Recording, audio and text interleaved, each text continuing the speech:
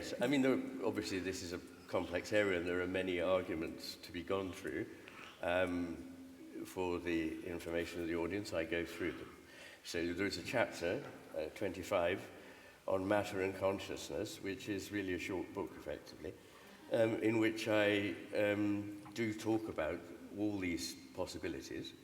And the weirdest, by a very long way, is that, there are people who are well thought of and hold down chairs in universities in the Western world who claim that consciousness doesn't exist. Now, that really is a corker, because, of course, it takes consciousness to say it, it takes consciousness to hear it, it takes consciousness to have observed what the person thinks they've observed, namely that consciousness doesn't exist, and so on and so forth. But the basic thinking is we don't have a theory for this, so it doesn't exist. That's right, yes. And also, we can only really believe to exist things that we can measure. Yes. If it doesn't measure and we can't see it from the outside, it doesn't exist. However, we start from the inside. Our objective measurements are made within consciousness. They're not made somewhere outside of our consciousness or outside of our ability to be conscious. So where do we think this stuff is happening? How can it be that that matter, which is defined by such people as non-conscious, gives rise to the conscious? Nobody has a clue, because it didn't happen. So even rather hard-nosed mainstream scientists like Colin Blakemore, very highly regarded neuroscientist, in his handbook, Oxford Handbook to Consciousness, says that very probably, as does Ramachandran, a very much by me and many people admired neuroscientist, that almost certainly consciousness must be seen as a building block of the universe, which is what physicists have been saying for 100 years. And in fact, I hold that consciousness is pervasive, and that it may change its nature and its manifestations. Indeed, I hold that matter is a phase of consciousness. Go on about that, because I read that and I don't understand it. Well, what I mean by phase is not a temporal phase, not that it comes later or before, but what chemists mean when they talk about phases of a liquid when it becomes solid, like, water has phases, when it's liquid and when it's solid. And it looks very different, when it's liquid, it's translucent, you can't grasp it, it's moving, it's, all the rest. And when it's ice, it's opaque, it's stuck where it is unless it gets pushed, and it's hard enough to split your head open. It's a very different matter. And what I say about matter is it's an element in consciousness that provides resistance. Now, why that should be important, we don't have time to go into. But one of my central theses in this new book is that resistance is absolutely essential to creativity. There could not be a cosmos, that nothing could exist, what physicists describe couldn't exist, what we psychologists and psychiatrists and philosophers think about couldn't exist without a degree of resistance. And matter is that element of resistance within consciousness, which is one of them. One of the things I'm thinking about a lot, because I'm making a program for Channel 4 about cancel culture and wokery and all that, is how it seems to me that people who are very woke don't understand the importance of context when they're dealing with the meaning of words. Absolutely. Right? Do you want to? Well, you've said... Thanks for passing the ball. No, it's all right. No, but you said earlier, are we all very anxious, and is that why we've fled into this left hemisphere mode? I would say that it's not this, therefore that, but those two mutually reinforce one another. Yes. And that really everything that we see around us is a manifestation of left hemisphere dominance. It is very anxious unless it can control everything. And then since nobody and no culture and nothing can control everything, its mode of being is highly anxious. Yeah. Which is why when people have right hemisphere damage and are running on the left hemisphere, they become paranoid. Because paranoia is, it's not under my control. Somebody else is manipulating it, me, things, and I can't intervene in that. So that is that world. And people who inhabit it, as you rightly say, want certainty. They want black and white, yes, and they want categories, and they want rigidity, all the left hemisphere things. And they don't think flexibly. They don't think there are two sides to every single question, that there is good where there is bad, and there is bad where there is good, that there is subtlety in meaning that can only be understood, as you say, by seeing the whole thing in context, and that, you know, there's many things that can be stated only implicitly, and once you make them explicitly, you change their meaning. So it's incredibly unfortunate that you can take a statement by, as it were, yourself, and whiz it round the world out of context, and make people believe that you're somebody other than you are. Yeah. Well, the great problem with, for example, Fawlty Towers, was that when we put some words into the Major's mouth, which was supposed to be funny, yes, because the Major was talking nonsense, the literal-minded people think, oh, the Major is saying that, and that is what everyone thinks. You see, it was like Alf Garnett.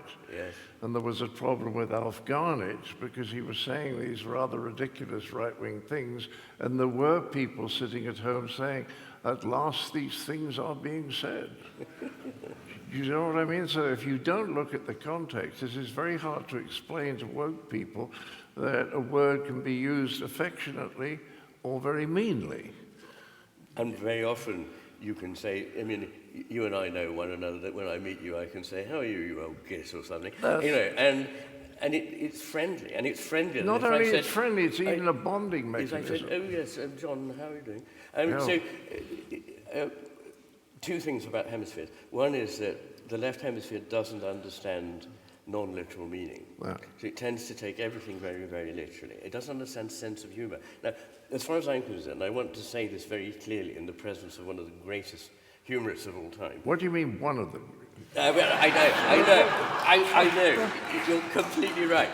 And I received a review of my book, which said, it's quite simple. This is one of the most important books ever written. And I thought, what do you mean one of them? No, but I mean, as far as I'm concerned, comedians and humorists are really up there with the poets, and they're doing something very similar to poets. They're using language to subvert language.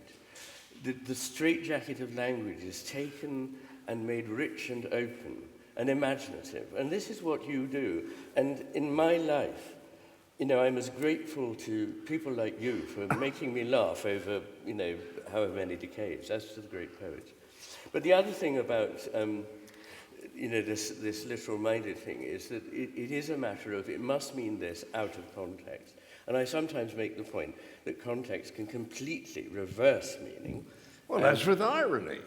Well, irony is usually doing that. Exactly the opposite. But it can also literally reverse meaning outside of irony. For example, in America, there are 4 sizes of cereal packets. You must know this. You live in America a lot of the time. I didn't know about cereal packets. You probably didn't have to buy your own cereals. No. But if you do ever venture into a supermarket and have to buy your own cereal, you'll find that there's 4 sizes of packets offered to you. There's jumbo, which means very big. Yes. And then there's economy, which means big. Then there's family, which means medium. And then finally there's large, which means small. And effectively the context completely changes the meaning of a word. Yes. You know, another one sorry. In Starbucks, the grande is the medium size. Sorry, what was that? The grande, if you order a grande, you get the medium size one. No, quite. Anyway, do you think we've reached the point where we should ask some questions? Ask some questions, yes. If you just we could go on rather too long, I'm afraid. If people want to ask a question, just wave a hand and I'll point. There's one there. Can we get a microphone to this gentleman? Come along. While we're getting a microphone, I'll tell a joke. Why do the French have so many civil wars? The answer is so that they can win one now and again. Can we get a microphone to this gentleman? Hiya. All right, try shouting and I'll repeat it. Hi there. My question is about the relation between the parts and the whole, maybe for both of you. I found that when I'm learning a new skill or technique, it's essential to learn all the parts, individually, but it also feels a bit, it's a bit deflating sometimes. You think, oh, is that all it is? You've kind of seen behind the screen, as it were. And I wonder about your thoughts on getting back a sense of the whole, a sense of the magic of the thing after you've seen the parts. May I? Yes, dive in, since it's one of my themes. Thank you, it's a good question. There are so many things that can be said about that, but one is that you can't tell what the part is till you know what kind of a whole it can go to make up. For example, the piece of music that I ridiculously suggested, you just listed all the notes. When you take music apart, all you find is notes. But a note on its own doesn't seem to mean anything, but potentially it can be part of something life-changing. So that tells you something about a musical note that you need to take into account, as well as an analysis of the whole into parts. You need to put the parts into a context to see what kind of wholes they're going to make. So it should always be a reverberative process, which is another thing I constantly emphasize. There are no one-way processes in either physics or psychology. Everything is something in which something affects something else and affects it back again. So what I would say very briefly, because I don't want to hog the stage here and there's just so much to say, is that I think you should understand something intuitively first and analyze it later as an intermediary stage on the process. You can take a piece of music apart when you practice it, you need to. But when you go back and perform the piece that you were intuitively attracted to at the outset, you need to forget all that minute mechanical stuff. So yes, analysis plays a part, but only an intermediate one. And it's like the hemispheres. The right hemisphere takes a grasp of the whole, the left hemisphere takes it apart again, and the right hemisphere says, thank you, I now see an enriched whole. Yes, I was thinking it's a little like, excuse me, writing or acting a new character, which is that as you just play with ideas, something just feels right. Yeah. You write a line and you think, oh, I like that, that feels right. And then you go along a little bit more and you think, no, that doesn't feel right. And then you find something else. So you begin to fill it in, but it's by reference to some intuitive sense you have of what the whole is. And that's really intuitive. That's wonderful to hear. And it's very, very like the account of poets, that they have a sort of vague feeling of the shape of a poem, or even perhaps a couple of phrases. And then things start to sort of cohere around it, rather like a crystal bits coming out of the liquid and consolidating, and a form appears. And that seems to be what you're describing. Yes, that is. And that's why sometimes novelists talk about a character taking the novel over, which is a fascinating thought. Yes. But suddenly you have such a sense of what this character is, and you become focused on it, and the character starts writing the book for you. Yes, I mean, Thackeray says about one of his characters, I sometimes think, how the Dickens did he write that? And Dickens said something very similar too. He did. Yeah. I mean, many novelists, and indeed poets, I mean, Pushkin says at the beginning of, at the end of Yevgeny Onegin, of this very long novel poem, when I started out on this, I only had this sort of vague idea of where I was going, and I didn't see Tatiana, and I didn't see all these figures, and then they came into being for me. But it was wonderfully magical. It's almost as though it was there. Yes. You know? And I found this the only time I ever did Shakespeare. I did Petruchio with Jonathan Miller. I had that extraordinary experience. And I never much liked Shakespeare. I couldn't, just didn't enjoy it much. You know, everyone else around me was shifting from cheek to cheek, and then in the interval they'd say, isn't it wonderful? You know? And I always thought it was a bit thorny, but what I discovered with working with Jonathan is that you would be playing a scene and all of a sudden something similar would happen. Suddenly something would happen. Yeah. And you would think, oh, that's what it's about. Yes, yes. You know, but it's all about trusting really the unconscious. And I wonder, does intuition mean unconscious? Well, intuition has to remain in the unconscious until the moment of insight, which is very strongly associated with activity in the right superior temporal sulcus and the right amygdala. You'll be fascinated to learn.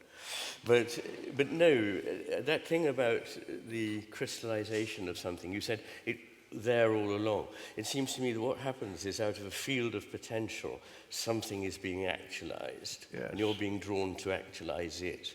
And there's a sense that it's always been there. Well, it has, because in that field of potential it is there.